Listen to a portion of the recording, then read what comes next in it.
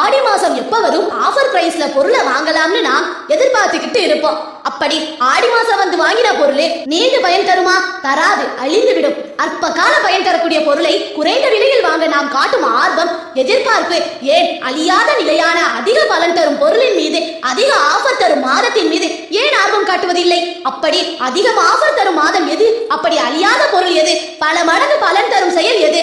வாங்க பார்ப்போம். பெருமானார் ஸல்லல்லாஹு அலைஹி வஸல்லம் அவர்கள் சொன்னார்கள், ஒரு மனிதன் ரமலான் மாதத்தில் நோக்கும் நோன்பு அவன் ஓதும் குர்ஆனும் மறுமை நாளில் அவனுக்காக சிபாரிசு செய்யும். நோன்பு தனது இறைவனிடத்தில், இறைவா, இந்த மனிதன் ரமலான் மாதத்தில் பகலெல்லாம் உண்ணாமலும் குடிக்காமலும் சுகம் அனுபவிக்காமலும் தனது உடம்பை தடுத்திருந்தான், ஆகவே அவனுக்காக நான் சிபாரிசு செய்கிறேன் என்று சொல்லும்.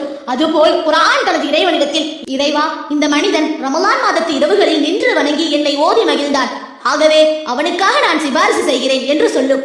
இந்த ஹதீஸை அறிவுறுத்தும் நீதி என்னவென்றால்,